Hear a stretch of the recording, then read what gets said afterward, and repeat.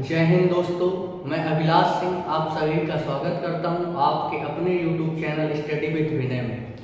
हम भारतीय भूगोल की कक्षा को लगातार आगे बढ़ाते हुए आज हम पार्ट 14 कवर करने वाले हैं, जिसके अंतर्गत हम प्लेट विवर्तनिकी सिद्धांत को समझने वाले हैं। कल तक की क्लास में हमने हिमालय के निर्माण की प्रक्रिया को स्टार्ट किया था। कल की क्लास में मैंने हिमालय के निर्माण की प्रक्रिया को स्टार्ट किया था, जिसके अंतर्गत हमने 3 सिद्धांत को डिस्कस किए थे। 3 सिद्धांत कौन कौन से थे? तो पहला सिद्धांत था कोबर का भूसंगति सिद्धांत, दूसरा था हेरी हेन्स का प्लेट विवर्तनिकी सिद्धांत और तीसरा था वेगनर का महाद्वीपीय विस्थापन सिद्धांत। मैंने बताया था कि हिमालय के निर्माण के लिए जो सबसे पहले सिद्धांत दिया गया था तो कोबर नामक भूवैज्ञानिक के द्वारा दिया गया था, जिसका नाम था कोबर का भूसंगति का सिद्धांत। ठीक, और दूसरे नंबर में जो हिमालय के निर्माण के लिए सर्वाधिक मान्य सिद्धांत माना जाता है या इस पृथ्वी में महाद्वीपों के निर्माण में सर्वाधिक मान्य सिद्धांत अगर कोई माना जाता है तो हेरी हेन्स का प्लेट विवर्तनिकी सिद्धांत है। ठीक, तो मैंने टोटल 3 प्रकार के सिद्धांतों के बारे में बताया था, जिसमें से कल मैंने कोबर का भूसंगति सिद्धांत आपको पूर्णतः डिटेल के साथ समझा दिया था कि क्या होता है कोबर का भूसंगति सिद्धांत। उसके बारे में मैंने एक चीज और बताई थी कि कोबर नामक वैज्ञानिक ने अपने सिद्धांत पर प्लेटों की गतियों का उल्लेख नहीं किया था। इन्होंने संकुचन दाब के बारे में बताया था कि जब नदियों के द्वारा अवसाद जमा होता है तो जो क्या कहते हैं प्लेट होती है नीचे वाली, जिसे आप क्या कहते हैं भूसंगति धंसने लग जाती है और दोनों प्लेटें एक दूसरे के करीब आने लग जाती हैं। ठीक, इसके बारे में उन्होंने डिस्कस किया था। लेकिन प्लेट विवर्तनिकी सिद्धांत कुछ थोड़ी बहुत अलग कहता है। तो आइए हम समझते हैं प्लेट टेक्टोनिक थ्योरी। आज की क्लास में हम क्या पढ़ने वाले हैं? प्लेट विवर्तनिक सिद्धांत। कौन सा सिद्धांत? प्लेट विवर्तनिक सिद्धांत, प्लेट टेक्टोनिक थ्योरी। तो प्लेट विवर्तनिकी सिद्धांत के प्रतिपादक कौन है? तो हेरी हेस नामक वैज्ञानिक। हेरी हेस नामक वैज्ञानिक ने प्लेट विवर्तनिक सिद्धांत को परिभाषित किया था या सबसे पहले इस सिद्धांत के विषय में बताया था। ठीक, अब इन्होंने अपने सिद्धांत पर प्लेटों के कितने प्रकार बताए हैं? तो उन्होंने बताया है कि प्लेटें, पृथ्वी में प्लेटों के कितने प्रकार होते हैं? ये 2 प्रकार होते हैं। पृथ्वी में प्लेटें कितने प्रकार की पाई जाती हैं? 2 प्रकार की पाई जाती हैं। कौन कौन सी 2 प्लेटें होती हैं? तो एक होती है महाद्वीपीय प्लेट और दूसरी होती है महासागरीय प्लेट। ऐसी प्लेट जिसपे महाद्वीप का विस्तार होता है, जिसपे विभिन्न देशों का विस्तार होता है। समझ रहे हैं मैं क्या कह रहा हूँ? फर्स्ट प्लेट है महाद्वीपीय प्लेट। महाद्वीपीय प्लेट ऐसी प्लेटें होती हैं जिसके अंतर्गत महाद्वीपों का विस्तार होता है, विभिन्न देशों का विस्तार होता है। ठीक है, जिसपे जनसंख्या निवास कर सकती है, वो प्लेट क्या कहलाती है? महाद्वीपीय प्लेट कहलाती है। और महाद्वीपीय प्लेट अधिक चौड़ी और भार इसका महासागरीय प्लेट से थोड़ी कम होता है। समझ में आई बात? ठीक, दूसरी प्लेट क्या है? महासागरीय प्लेट। महासागरीय प्लेट जहां सागर और महासागर का विस्तार होता है, ऐसी प्लेट जिसमें सागरों और महासागर का विस्तार होता है, उन प्लेटों को हम क्या कहते हैं? महासागरीय प्लेट कहते हैं। आई बात समझ में? और महासागरीय प्लेट महाद्वीपीय प्लेट की तुलना में थोड़ी भारी होती है और इनकी जो चौड़ाई होती है महाद्वीपीय प्लेट से थोड़ी कम होती है। तो आप यहाँ पास देखिए, मैंने 2 डायग्राम बनाए हैं। ये वाली जो प्लेट आप देख रहे हैं यहां से यहां तक, अगर इसकी चौड़ाई की बात करूं प्लेट की, तो प्लेटों की चौड़ाई 100 किलोमीटर से लेकर 200 किलोमीटर तक हो सकती है। समझ में आई बात? प्लेट की चौड़ाई कितनी हो सकती है? 100 किलोमीटर से लेकर 200 किलोमीटर तक। ठीक, तो महाद्वीपीय प्लेट, ये जो प्लेट आप देख रहे हैं जिसमें पूर्णतः भूखंड का विस्तार है, जिसपे किसका विस्तार है? ये पूर्णतः भूखंड का विस्तार है। इस क्षेत्र पर पूर्णतः आपके भूखंड का विस्तार है। इस प्लेट को हम कहते हैं महाद्वीपीय प्लेट। इसी प्लेट पर द्वीपों का, इसी प्लेट पर क्या कहते हैं विभिन्न देशों का निर्माण होता है, विभिन्न महाद्वीपों का निर्माण होता है। ठीक, और इसकी चौड़ाई ज्यादा होती है।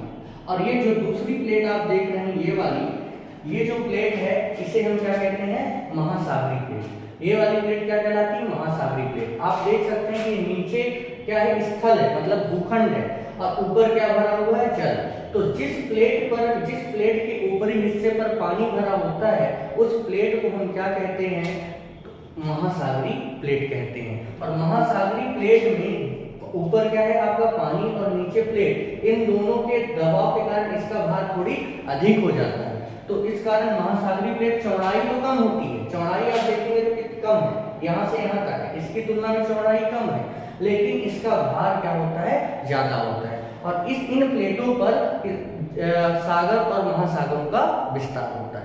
तो ये दो चीज आप समझ गए। ये सब कुछ कौन बता रहे हैं? हेरी हेस नामक वैज्ञानिक। अब आइए हम समझते हैं कि प्लेट बनती कैसे है, प्लेट का निर्माण कैसे होता है। तो आप एक चीज समझिए, प्लेट के निर्माण को अगर समझना है तो सबसे पहले आप पृथ्वी की संरचना को जानना आवश्यक है।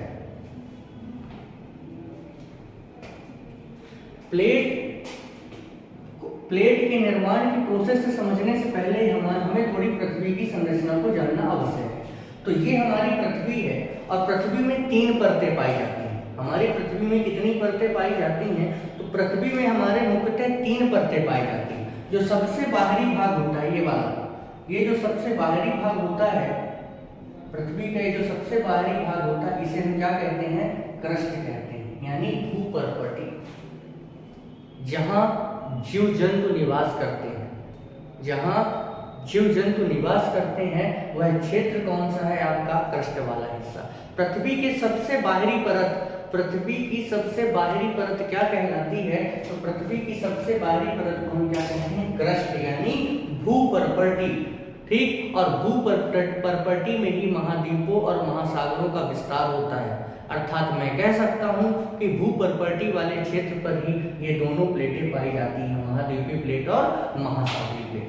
पृथ्वी के जो बीच वाली जो परत है, यहां से लेकर यहां तक, ये जो आप देख रहे हैं, ये जो परत आप देख रहे हैं बीच वाली, इस परत को हम क्या कहते हैं? मेंटल। इस परत को हम क्या कहते हैं? मेंटल। सबसे बाहरी परत क्या होती है पृथ्वी की? भूपर्पटी, और ये ठोस भाग होता है, पृथ्वी का ठोस भाग होता है। कैसा भाग होता है? ठोस भाग होता है। पृथ्वी के मध्य वाली परत को हम कहते हैं मेंटल, और मेंटल वाली परत में आपको पता होगा क्या भरा रहता है? मैग्मा। इसी में क्या भरा होता है? मैग्मा। जब मैग्मा पृथ्वी से बाहर निकलता है तो वही किस रूप को धारण करता है? लावा। और वही लावा जब ठंडा होता है तो किसका निर्माण हो जाता है? चट्टानों का निर्माण हो जाता है। समझ में आई बात? मैंने क्या बोला कि पृथ्वी के मध्य वाले भाग को मेंटल के नाम से जाना जाता है, और मेंटल वाले पोर्शन पर सारे के सारे जो खनिज होते हैं वो पिघल जाते हैं और किसका रूप धारण कर लेते हैं? मैग्मा का। तो मैग्मा मेंटल में पाया जाता है। जब ये मैग्मा पृथ्वी से बाहर निकलता है तो लावा का रूप धारण कर लेता है, और जब यह लावा ठंडा होता है तो ठंडा होने के बाद इसका ठोस भाग चट्टान कहलाता है। ठीक, तो आई बात समझ में। और पृथ्वी के आंतरिक भाग को क्या कहते हैं? हम क्रोर कहते हैं। ये जो अंदर वाला पोर्शन इसे हम कहते हैं क्रोर। तो सबसे बाहरी परत है क्रस्ट, मध्य वाली परत है मेंटल, और बीच वाली सबसे आंतरिक परत है क्रोर। आई बात समझ में। बीच वाली परत में क्या पाया जाता है? मैग्मा। बाहरी परत कैसी होती है? ठोस होती है। ठीक, अब बात आती है कि भाई पृथ्वी की संरचना का प्लेट से क्या रिलेशन है? तो सबसे बड़ा रिलेशन पृथ्वी की संरचना से ही है, प्लेट का। ठीक, अब आइए एक चीज और समझते हैं। आप यहाँ पर देखिए, मैंने लिखा प्लेट का निर्माण। प्लेट के निर्माण में ये आप देख सकते हैं, ऊपर मैंने लिखा है क्रस्ट, मतलब ये वाला जो पोर्शन है, ये जो पोर्शन है ये किसका है? क्रस्ट का, यानी भूपर्पटी। इसे हम क्या कहते हैं? भूपर्पटी।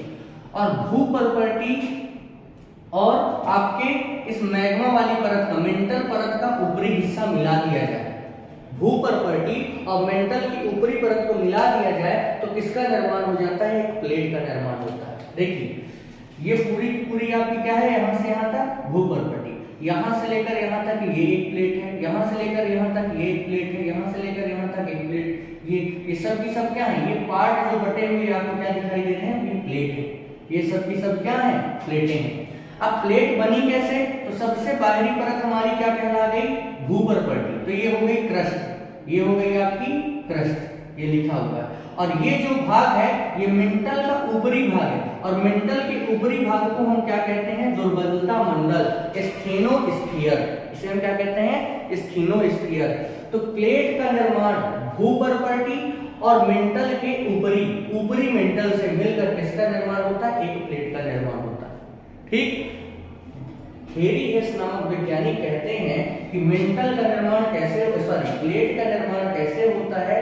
तो प्लेट, पूरी की पूरी प्लेट बनने पर सबसे पहला योगदान किसका है, भूपर्पटी मतलब पृथ्वी का सबसे बाहरी भाग, ठीक, और ऊपरी मेंटल का सबसे ऊपरी हिस्सा, ठीक, ये दोनों मिल जाए तो क्या कहलाती है, प्लेट। अब मेंटल के ऊपरी भाग को हम क्या कहते हैं, तो ये मेंटल का जो ये वाला ऊपरी हिस्सा है, इस मेंटल के ऊपरी हिस्से को हम स्थेनोस्फीयर कहते हैं, और इसी को हिंदी में कहते हैं दुर्बलता मंडल। अब आपको पता है कि मेंटल वाले हिस्से पर क्या भरा है, मैग्मा यानी लावा। अब लावा का जो ऊपरी हिस्सा है, मतलब ये वाला जो पोर्शन है, ये हिस्सा किससे जुड़ा है, क्रस्ट से। ये वाला हिस्सा किससे जुड़ा है, क्रस्ट से। तो यहां से लेकर ये आपका ऊपर वाला हिस्सा हो गया मेंटल का, और ये हो गया आपका भूपर्पटी, और ये हो गई आपकी एक प्लेट, ये हो गई आपकी प्लेट। तो मेंटल का ऊपरी हिस्सा जिसे हम कहते हैं दुर्बलता मंडल या स्थेनोस्फीयर, और भूपर्पटी, ये यहां से लेकर यहां तक मिलाकर ये चौड़ाई वाला जो क्षेत्र है, इस पोर्शन को निकाल दो तो किसका निर्माण हो जाएगा, एक प्लेट का निर्माण हो जाएगा। आई बात समझ में, ठीक। तो प्लेट का निर्माण किससे होता है, पृथ्वी के किन भागों को मिलाकर प्लेट का निर्माण होता है, तो भूपर्पटी यानी क्रस्ट और मेंटल का ऊपरी हिस्सा यानी ऊपरी मेंटल, इन दोनों को मिला दें तो एक प्लेट का निर्माण होता है। ऊपरी मेंटल को किस किस नाम से जाना जाता है, तो स्थेनोस्फीयर कहते हैं और दुर्बलता मंडल कहते हैं। अब बात आती है कि जो मेंटल है उसमें तो मैग्मा है, तो ऊपरी मेंटल जो है, आपको ये पता होना चाहिए कि जो ऊपरी मेंटल में यहाँ जो मैग्मा भरा होता है, ये थोड़ी आंतरिक मैग्मा की तुलना में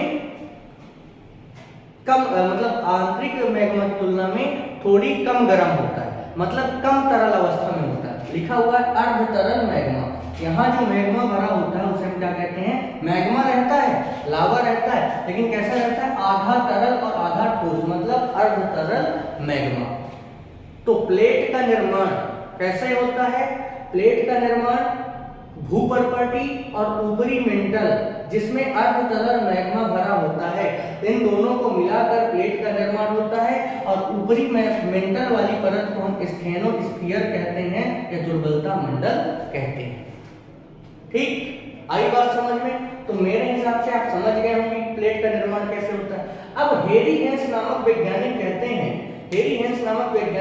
हैं कि पृथ्वी की में पाई जाने वाली जो प्लेट है, ये जो आप गैप देख रहे हैं, यहाँ से लावा का उद्गार होता है, इन गैपों से ज्वालामुखी ये मैग्मा बाहर निकलता है, ठीक, और ऊपर जाकर चट्टानों का रूप धारण कर लेता है। ये जो आप गैप देख रहे हैं, यहाँ से ज्वालामुखी निकला, यहाँ से ज्वालामुखी निकला, दोनों तरफ से गैप हो गया, ये पोर्शन पृथ्वी से क्या हुआ, अलग हुआ, तो इस पोर्शन से क्या बन गई, एक प्लेट का निर्माण हो गया। और किससे मिलकर हुआ, तो क्रस्ट से और ऊपरी मेंटल, यानी जिसपे अर्ध तरल मैग्मा भरा होता है। और इसको किस नाम से जानते हैं, स्थेनोस्फीयर और दुर्बलता मंडल के नाम से जानते हैं। हेरी हेस नामक वैज्ञानिक कहते हैं कि जो प्लेट पाई जाती हैं पृथ्वी पर, ये इन प्लेटों में गतियां पाई जाती हैं, इन प्लेटों में गतियां पाई जाती हैं। और क्यों गतियां पाई जाती हैं, तो हेरी हेंस कहते हैं कि मेंटल में भरा हुआ है मैग्मा, पृथ्वी के इस वाले पोर्शन पर क्या भरा हुआ है, मैग्मा, और इसके ऊपर क्या है, प्लेट। तो ये प्लेटें आपके इस मैग्मा वाले पोर्शन पर तैरती रहती हैं। जाहिर सी बात है कि अगर ये मान लीजिए कुआं है और यहाँ भर दूं मैं पानी, अब ऊपर मैं कोई भी प्लास्टिक का सामान फेंक दूं तो प्लास्टिक का सामान इस कुएं के पानी पर तैरेगा कि नहीं तैरेगा। तो ये कुआं, ये जो प्लास्टिक का सामान है, इसे आप मान लीजिए क्या, प्लेट, ठीक, और ये क्या है आपका, मेंटल में भरा हुआ मैग्मा, मेंटल में भरा हुआ मैग्मा। आई बात समझ में। तो हेरी हेंस का कहना है, हेरी हेंस नामक वैज्ञानिक का कहना है कि जो प्लेट है, ये हमारी पृथ्वी में पाई जाने वाली प्लेट स्थिर नहीं है, क्योंकि ये जो प्लेट है ये मेंटल की परत के ऊपर पाई जाती है। मेंटल के ऊपरी पोर्शन पर प्लेट का निर्माण होता है और ये प्लेट मेंटल वाले पोर्शन पर जो मैग्मा भरा होता है उस पे तैरती रहती है, उस पे ये क्या होती रहती हैं, तैरती रहती है। तो ये चीज जरूर समझिएगा कि ये है आपका मैग्मा वाला पोर्शन, यहाँ क्या है आपका मैग्मा। अब मैग्मा कहाँ भरा है, पृथ्वी के मेंटल में, ठीक। और इसके ऊपर क्या पाई गई आपकी प्लेट, प्लेट में ऊपरी हिस्सा क्या हो गया, क्रस्ट, और ये वाला हिस्सा हो गया आपका ऊपरी मेंटल, ठीक। ये हो गई आपकी एक प्लेट, ये हो गई आपकी एक प्लेट। अब जो ये प्लेट है आप देख सकते हैं किसके ऊपर है, मेंटल के ऊपर है, और मेंटल में क्या भरा हुआ है, मैग्मा। तो ये बताइए ये प्लेट इस मैग्मा में, यहाँ पास तरल पदार्थ है, मैग्मा किस रूप में है, तरल रूप में, यानी द्रव अवस्था पे, किस अवस्था में है, द्रव अवस्था में है मैग्मा।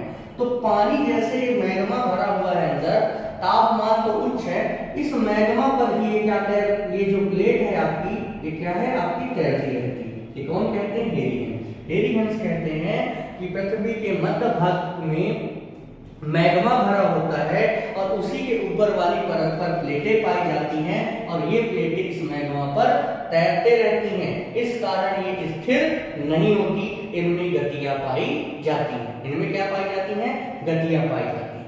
अब गतियां होती हैं तीन प्रकार की, इनमें गतियां कितने प्रकार की पाई जाती हैं, तीन प्रकार की। तो आइए हम गतियों को समझते हैं।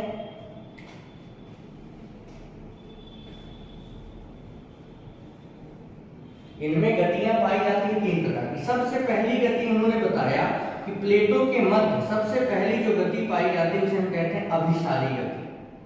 अभिसारी गति, ये चीज समझ में आ गई ना। यही चीज सिद्ध नहीं कर पाए थे आपके कोबर नामक वैज्ञानिक। कोबर ने जो जियोसेंट्रिक थ्योरी दी थी, भूसंगति का सिद्धांत, उसपे ये उन्होंने ये नहीं बताया था कि पृथ्वी पर प्लेट पाई जाती हैं और प्लेट मेंटल के ऊपरी परत पर होती हैं और ये तैरती हैं और इनमें गतियां पाई जाती हैं। गति की व्याख्या आप कौन नहीं कर पाए थे, कोबर। लेकिन हेरीहेंस ने इसे लगभग सिद्ध करने का प्रयास किया कि जो प्लेट बनती है वो भूपर्पटी और मेंटल के ऊपरी हिस्से से बनती है और ये दोनों मिलकर एक प्लेट बनाते हैं और ये प्लेट इस पे तैरते रहते हैं, तरल मैग्मा में के ऊपर तैरते रहते हैं और जो अर्ध तरल मैग्मा होता है वो इस प्लेट से जुड़ा हुआ होता है, ठीक। तो ये पूरा का पूरा पोर्शन, ये प्लेट नीचे यहाँ मान लीजिए मैग्मा है तो इस पे ये तैरती रहेगी। अब जब ये तैरेंगे तो एक स्थान से दूसरे स्थान पर जाएंगे तो क्या ये प्लेट की गति नहीं कहलाएगी, क्या प्लेट स्थिर कहलाएगी, प्लेटोप्लेटों की ये गतियां कहलाएगी। पहली गति कौन सी होती है प्लेट की? अभिसारी गति। अभिसारी गति को हम इंग्लिश में क्या कहते हैं? कन्वर्जन। अभिसारी या अभिसरण को हम क्या कहते हैं? कन्वर्जन। ठीक है। अब ये जो अभिसारी गति होती है प्लेटों में, तो इसका मतलब ये होता है जैसे एक प्लेट ये हो गई और एक प्लेट ये हो गई। जब दो प्लेट एक दूसरे की दिशा में गतिशील होती हैं तो उस कंडीशन को हम क्या कहते हैं? अभिसरण या अभिसरण। उस कंडीशन जब दो प्लेटें एक दूसरे की दिशा में गतिशील होती हैं, जब दो प्लेटें एक दूसरे की मैग्मा में तैरते हुए एक दूसरे की तरफ गतिशील होती हैं, उस प्रक्रिया को क्या कहा जाता है? अभिसरण या कन्वर्जन। और उस गति को क्या कहा जाता है? अभिसारी गति। ये जो गति है इसे हम क्या कहते हैं? अभिसारी गति। समझ में आई बात? अब इसमें क्या होता है, जब प्लेटों के मध्य कन्वर्जन की स्थिति होती है, जब दो प्लेटें एक दूसरे की दिशा में गतिशील होती हैं, तो आने वाले समय में ये दोनों टकराती हैं। और जब ये टकराती हैं तो उच्च ताप और उच्च दाब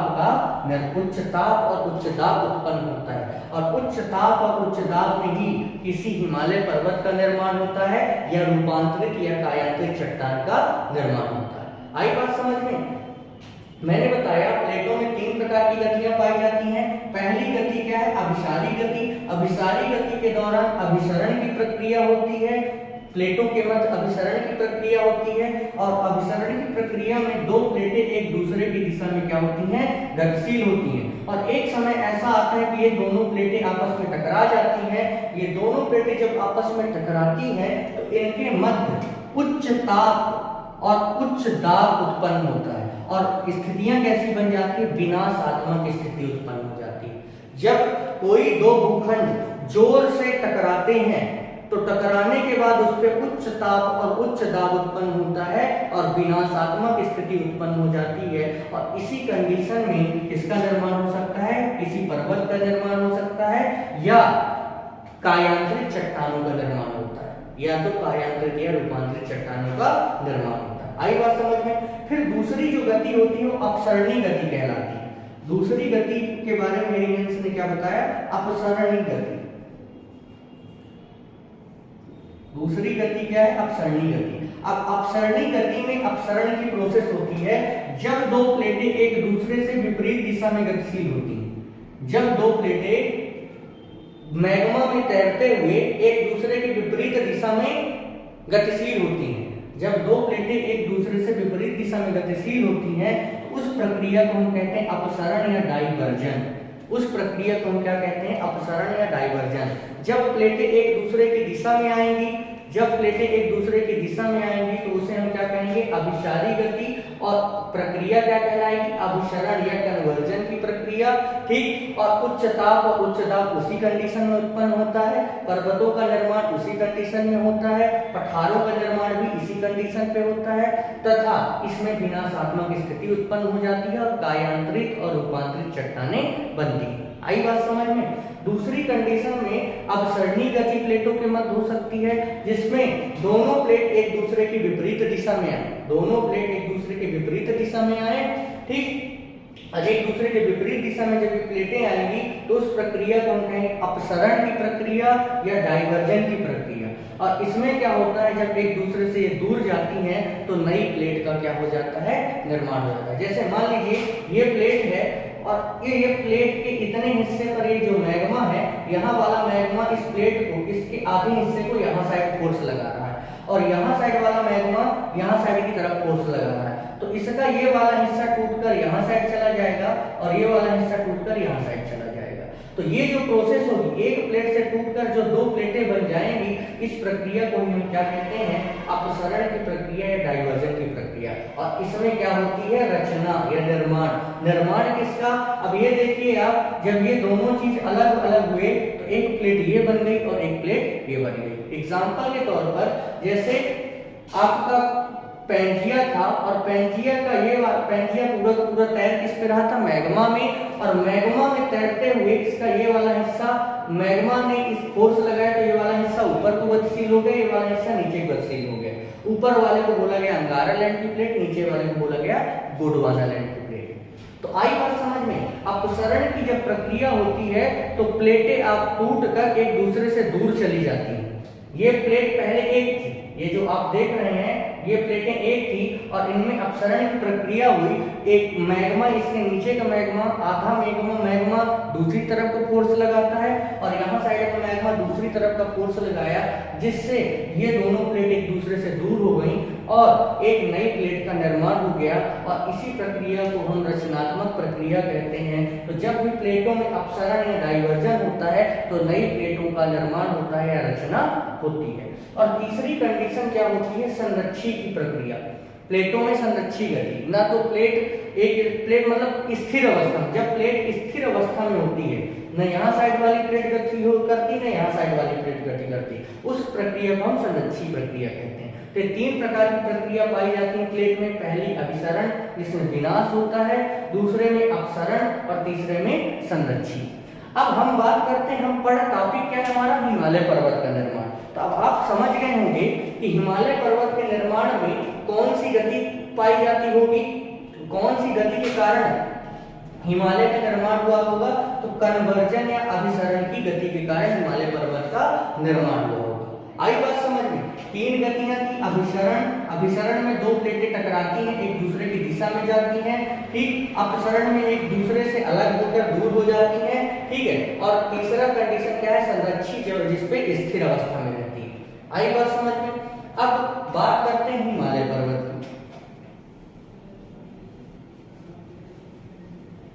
यही चीज कौन नहीं बता पाए थे? कोबर नामक वैज्ञानिक इसी बात को नहीं सिद्ध कर पाए थे। जो कोबर थे इसी चीज को वो सिद्ध नहीं कर पाए थे। ठीक कि उन्होंने क्या बता दिया? संकुचन।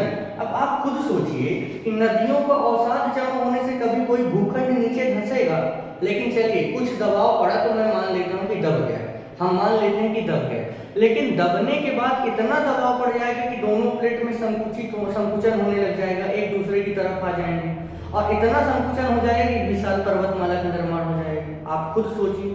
लेकिन आप इस थ्योरी पे आप समझ गए होंगे कि भाई ये पूरा का पूरा जो भूखंड है वो किस पे तैर रहा है? मैग्मा में।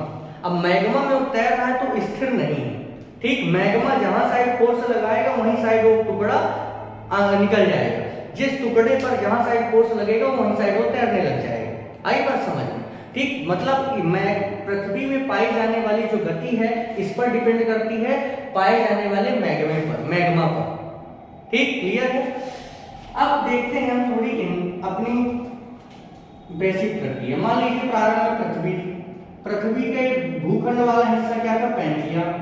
ये क्या था आपका? पैंजिया।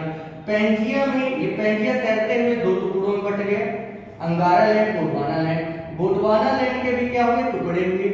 ये टूटा तो कई सारी प्लेटें बनी, ये भी टूटा तो कई सारी प्लेटें बनी। अब किसके टूटने से एक प्लेट बनी आपको पता है? अफ्रीकन प्लेट, और यहीं से जुड़ी हुई क्या थी? Indic plate.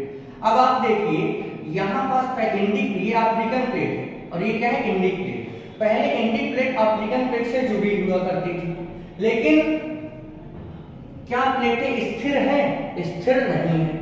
गोंडवाना और अंगारा लैंड की प्लेटें स्थिर नहीं है। तो आप जब ये समझ रहे हैं कि जब इतना बड़ा भाग टूट के अलग अलग हुआ तो ये भी हिस्सा टूटेगा, एक दूसरे से दूर जाएगा, और टूटा तो आपने पहली कंडीशन में क्या देखा कि अफ्रीकन प्लेट से इंडिक प्लेट जुड़ी हुई थी, लेकिन इस पे कौन सी गति पाई गई? अपसरण की गति। इस इंडिक प्लेट के नीचे वाला जो मैग्मा था वो उत्तर पूर्व दिशा की ओर बह रहा था। इंडिक प्लेट के जो नीचे साइड जो मैग्मा भरा हुआ था वो ऊपर साइड की ओर उत्तर पूर्व दिशा में गतिशील था, और उत्तर पूर्व दिशा में गतिशील था, जिस कारण इंडिक प्लेट किस दिशा में गतिशील हो गई? उत्तर पूर्व दिशा में गतिशील हो गई, और अफ्रीकन प्लेट से अलग होकर ऊपर की ओर चली गई। अफ्रीकन प्लेट से अलग होकर कहां चली गई? ऊपर की ओर चली गई। ठीक, तो ये अफ्रीकन प्लेट और इंडिक प्लेट के मध्य ये जो स्थिति उत्पन्न हुई, एक दूसरे से विपरीत जाने की स्थिति, इसको हम किस कंडीशन के अंतर्गत रखेंगे? अपसरण की कंडीशन के अंतर्गत रखेंगे। अफ्रीकन प्लेट से इंडिक प्लेट का अलग होकर उत्तर पूर्व दिशा में गतिशील होना किस प्रक्रिया का उदाहरण है? तो अपसरण की प्रक्रिया का उदाहरण है, और इसमें क्या होता है? नई प्लेट का निर्माण होता है, रचना होती है। ठीक, इसे हम डाइवर्जन भी कहते हैं। लेकिन आगे जाके इंडिक प्लेट में बताऊंगा यूरेशियन प्लेट से टकरा जाएगी तो कौन सी स्थिति उत्पन्न हो जाएगी? विनाश, यानी उच्च ताप और उच्च दाब। लेकिन यहाँ बीच में तेथिस सागर था तो दबाव के कारण यहाँ पर्वत बन जाता है, उच्च ताप और उच्च दाब पर एक पर्वतमाला निर्मित हो जाता है जिसे हम हिमालय पर्वत कहते हैं। तो अब आइए हम समझते हैं हिमालय पर्वत के निर्माण की प्रक्रिया को।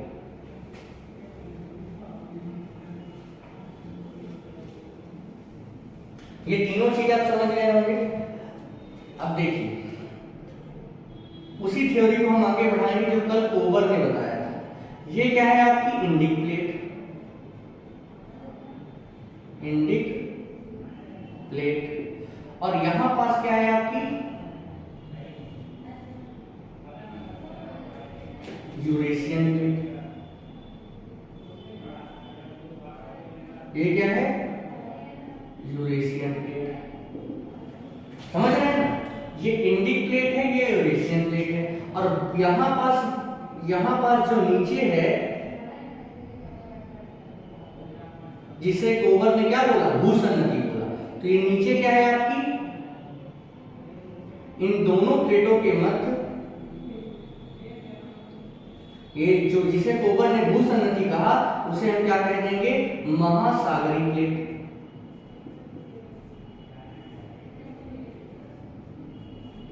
महासागरीय प्लेट।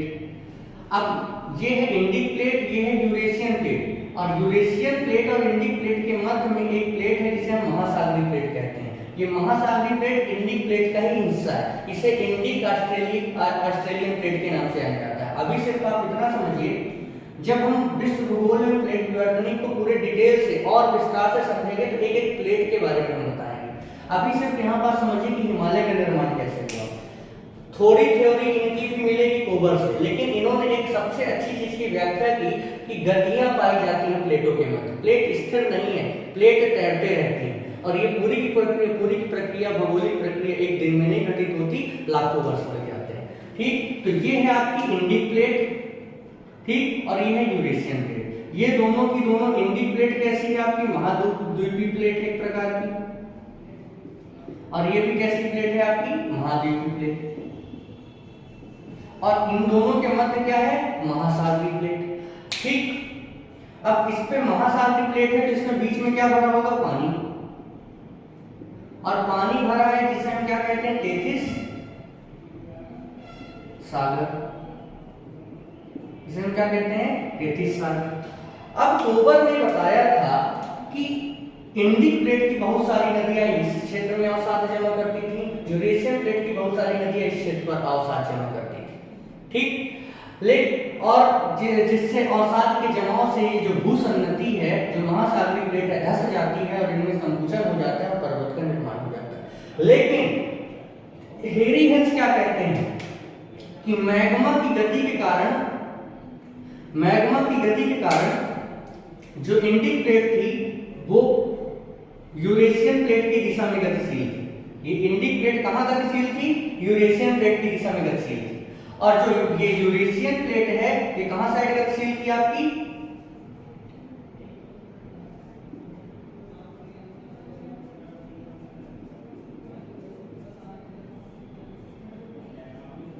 देखिए हेरी हेंस कहते हैं जो इंडिक प्लेट थी ये एक प्रकार की महाद्वीपीय प्रकार की प्लेट थी, ठीक है, और जिससे तेथिस सागर की प्लेट यानी महासागरीय प्लेट क्या थी, जुड़ी हुई थी। अब इंडिक प्लेट कहां साइड गतिशील थी, इंडिक प्लेट कहां साइड गतिशील थी, आपकी यूरेशियन प्लेट की दिशा में। इंडिक प्लेट यूरेशियन प्लेट की दिशा में गतिशील थी, और यूरेशियन प्लेट कहां साइड गतिशील थी आपकी, इंडिक प्लेट की दिशा में। अब जाहिर सी बात है कि जब दो प्लेटें एक दूसरे की दिशा में गतिशील हैं तो दो भूखंड वाला क्षेत्र एक दूसरे की दिशा में गतिशील है, तो ये जो नीचे वाला पोर्शन है इस पे दबाव पड़ेगा, ये महासागरीय जो प्लेट है इस पे दबाव पड़ेगा, और ये प्लेट, ये महासागर की ये प्लेट है, ये धीरे धीरे आपकी यूरेशियन प्लेट के नीचे ऐसे धंसने लग जाएगी। ये प्लेट धीरे धीरे यूरेशियन प्लेट के दबाव से क्या होगी, नीचे धंसने लग जाएगी। ये कौन कह रहे हैं, हेरी हेंस। हेरी हेंस का कहना ये है, या ये समझिए इसको, जैसे ये है यूरेशियन प्लेट,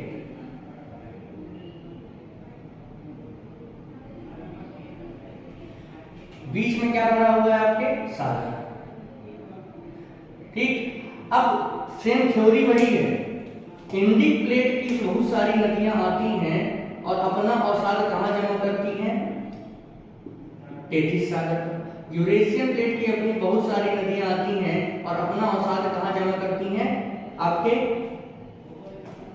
तेथिस सागर में, महासागरीय प्लेट पर। अब धीरे धीरे अवसाद धीरे धीरे इस पूरे क्षेत्र पर बढ़ जाता है, ठीक। ये अवसाद इस पूरे क्षेत्र पर कई लाखों साल तक, जो कल की प्रक्रिया मैंने बताई थी, तो यहाँ इस क्षेत्र पर हमने मान लिया कि धीरे धीरे अवसाद जमा हो गया, तेथिस सागर समाप्त होने लगा। अब ये दोनों प्लेटें एक दूसरे की दिशा में गतिशील थी, जिससे इनके मध्य, इन दोनों की प्लेटों के मध्य ये जो पाई जाने वाली महासागरीय प्लेट थी, ये धीरे धीरे क्या होने लगी, धंसने लगी।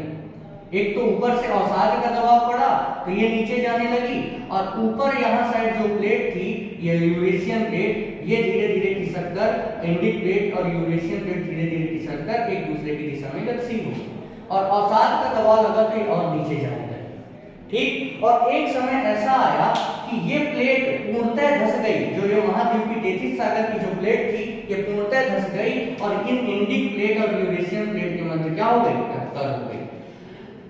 जब दो प्लेटें एक दूसरे की दिशा में गतिशील होती हैं तो अभिसरणीय गति कहते हैं, और इन दोनों के मध्य अभिसरण की स्थिति उत्पन्न हुई, कन्वर्जन की स्थिति उत्पन्न हुई, और उच्च ताप और उच्च दाब के कारण इनके मध्य जो ये मैग्मा जमा हुआ, इनके मध्य जो अवसाद जमा किया गया था नदियों के द्वारा, इन दोनों प्लेटों के मध्य जो ये अवसाद जमा हुआ था, और इस अवसाद पर क्या पड़ा, दबाव पड़ा, उच्च दाब पड़ा।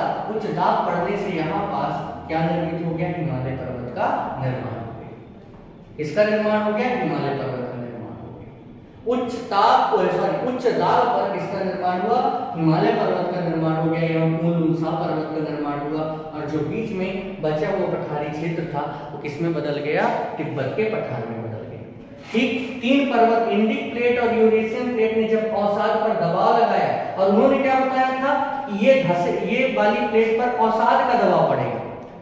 आपके ओबर ने क्या बोला कि इस प्लेट पर अवसाद का दबाव पड़ेगा, तब ये नीचे धंसेगी और इसमें संकुचन हो गई तो एक दूसरे के करीब आएंगी। लेकिन ये दोनों प्लेटें ऑलरेडी इस महासागरीय प्लेट को दबा रही हैं अपने बल से, अपने फोर्स से, अभिसरण से। ये दोनों एक दूसरे इस पोर्शन को दबा रही हैं, जिससे ये बीच में धंसा हुआ जो बीच में अवसाद है ये धीरे धीरे उठने लगा और ये प्लेट धंस गई और ये दोनों प्लेट एक दूसरे से टकरा गई।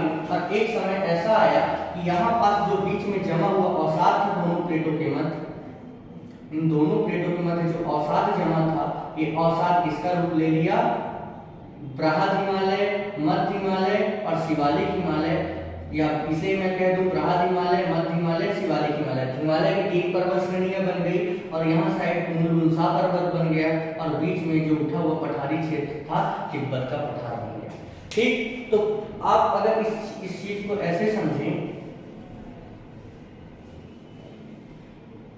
कि ऊपर है आपका ये यूरेशियन प्लेट,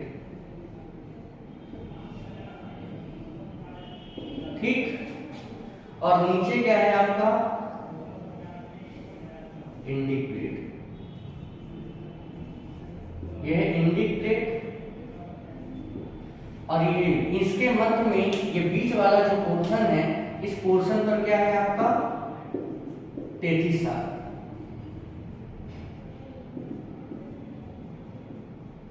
अब इंडिक प्लेट कहाँ गतिशील है? उत्तर पूर्व दिशा की ओर गतिशील है, क्योंकि इसके नीचे पाया जाने वाला मैग्मा इसको ऊपर ले जा रहा है। और यूरेशियन प्लेट कहाँ गतिशील है? नीचे की तरफ। जब वो एक दूसरे की दिशा में दो प्लेट गतिशील होंगी उसे हम क्या कहेंगे?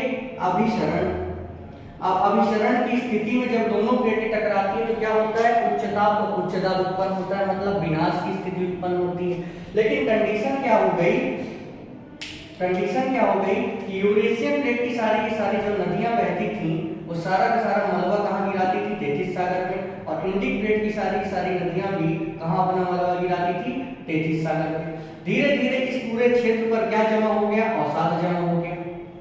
धीरे धीरे इस तेथिस सागर के इस क्षेत्र पर अवसाद जमा हो गया। कई लाखों साल तक लगातार नदियां अवसाद जमा की और जिससे अवसाद की मात्रा बढ़ गई और तेथिस भूषण नदी, तेथिस सागर इस क्षेत्र से समाप्त हो गया।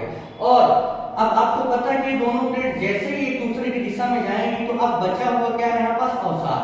तो ये बीच में मिट्टी का जो भाग भरा हुआ है, ऊपर और नीचे दोनों प्लेटों के दबाव से बीच वाले हिस्से पर, मिट्टी वाले पोर्शन पर दबाव पड़ेगा तो इस पे क्या पड़ जाएगा? वलन पड़ जाएगा और किसका रूप धारण कर लेंगे? हिमालय पर्वत का।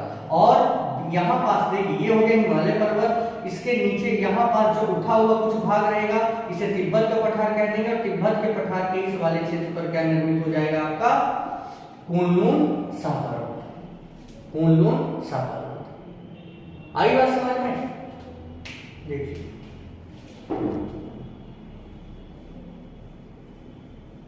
बीच में जो अवसाद था तो यहाँ साइड से दबाव पड़ा तो पहली श्रेणी ऐसे निर्मित हुई आपकी हिमालय की, जिसे बृहद हिमालय कहा गया। दूसरी ऐसे निर्मित हुई जिसे मध्य हिमालय कहा गया। तीसरी ऐसे निर्मित हुई जिसे शिवालिक हिमालय कहा गया। ठीक, समझ में आई बात? तो यूरेशियन प्लेट से जब यहाँ साइड हम आए तो 3 श्रेणियां हिमालय पर्वत की निर्मित हुई और यहाँ बीच वाला जो पोर्शन था पठारी क्षेत्र बन गया और यहाँ साइड जो था इसमें कुन-लून-सा पर्वत निर्मित हो गया। तो ये एक भौगोलिक परिघटना है। हिमालय के निर्माण में जो एक प्लेट विवर्तनिकी सिद्धांत था, इस पे हेरी हेंस ने पूर्णतः प्लेटों की गतियों का बल बताया कि प्लेटों में पाए जाने वाले बल के दबाव के कारण तेथिस सागर में जमा अवसाद ऊपर की ओर उठ गया और उस पर वलन पड़ गया, जिससे दुनिया की सबसे नवीन मोड़दार पर्वत श्रृंखला निर्मित हो गई, इसे हिमालय पर्वत कहा जाता है। ठीक, आई बात समझ में? तो आज की पूरी वीडियो में हमने प्लेट विवर्तनिकी सिद्धांत को अच्छे से कवर किया है। अब कल की प्रक्रिया प्रक्रिया में हम आपका मुख्यतः हिमालय पर्वत पढ़ेंगे। अगर आप लोगों को वीडियो अच्छा लगा हो तो प्लीज लाइक करें, सब्सक्राइब करें और ज्यादा से ज्यादा शेयर करने का प्रयास करिए, क्योंकि अच्छे से अच्छा कंटेंट लोगों के पास जाए और चीजें समझ में आए। तो आज की वीडियो में हमने प्लेट विवर्तन के माध्यम से समझा किस प्रकार दुनिया के सबसे नवीन या वलित मोड़दार पर्वत श्रृंखला का निर्माण हुआ। अब कल के टॉपिक से हम हिमालय पर्वत की ही प्रक्रिया को समझेंगे। ठीक कि हिमालय पर्वत कितनी श्रेणियों में है, कहाँ कहाँ विस्तृत है, इसकी विशेषताएं क्या हैं, ये सारी चीज हम कल से कवर करेंगे। तो ये विषय जो था ये विश्व भूगोल का था, लेकिन हिमालय पर्वत अगर हम पढ़ रहे हैं तो मैंने सोचा कि हल्की फुल्की जानकारी होना आवश्यक है। अभी हम प्लेट विवर्तनी की थ्योरी को डिटेल पे नहीं समझे हैं, बस इसका ऊपरी भाग हम इसका क्लियर किए हैं, जिससे आपको पूरी हिमालय पर्वत के निर्माण की प्रक्रिया समझ में आए। ठीक, धन्यवाद।